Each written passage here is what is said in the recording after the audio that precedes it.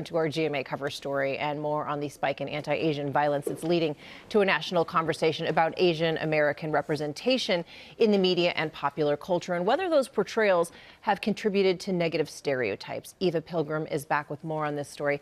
Good morning again, Eva.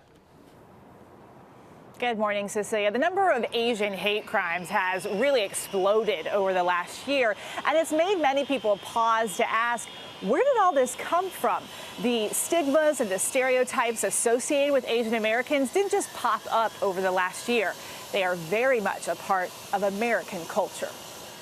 It's a puss, okay? And you still from wrong guy. When people think of Asians, scenes from Hollywood favorites often come to mind. What's happening? Hot stuff? Very often, the first thing that we see when we look at each other are the images that have been impressed on us by the media we consume. So many scenes from films like Austin Powers.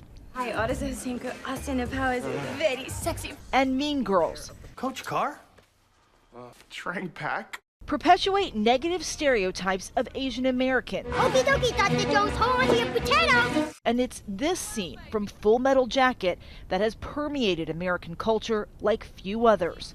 Me love you long time. Those words used repeatedly in movies. Me love you long time. And TV shows. Me love you long time. Asian women often portrayed in Hollywood as sex workers. You've been a wretch. Either dominatrixes like this scene in Billions, or more submissive like the women in the massage parlors in Rush Hour 2. Oh my goodness. For Asian men, they're kung fu masters or nerds with no social skills. Come on. Do math. And frequently the punchline instead of the hero. Now don't you kids take anything. But it's when Hollywood chooses not to use Asian actors and actresses for Asian characters that the repercussions are the most damaging of all. Maybe next time you can design me better. In this scene from Breakfast at Tiffany's, Mickey Rooney plays an Asian man. Oh, that's more better. He speaks with an accent, his eyelids taped, wearing buck teeth.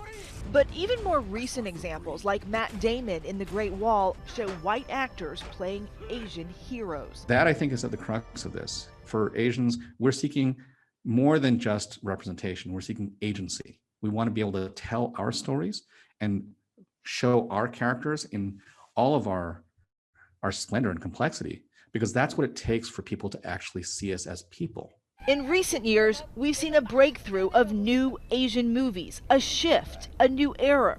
Movies like Crazy Rich Asians, Minari, and Parasite. Parasite. Which became the first foreign language film to win Best Picture at the Oscars.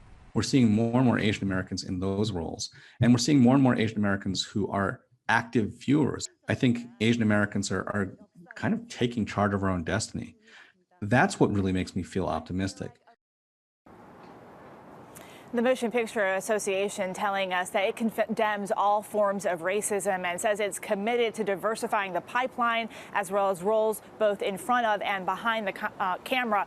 You know, in my conversations with Asian Americans over the last several days and weeks, it's those stereotypes that are so damaging, reducing people to an idea that may or may not be true instead of actually seeing them for who they are. Cecilia? Such an important story. Even I just want to say on behalf of all of us here, I think we're all really glad you're on top of this one. So thank you so much. George?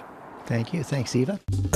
Well, hey there, GMA fans. Robin Roberts here. Thanks for checking out our YouTube channel. Lots of great stuff here. So go on, click the subscribe button right over here to get more of awesome videos and content from GMA every day, anytime. We thank you for watching, and we'll see you in the morning on GMA.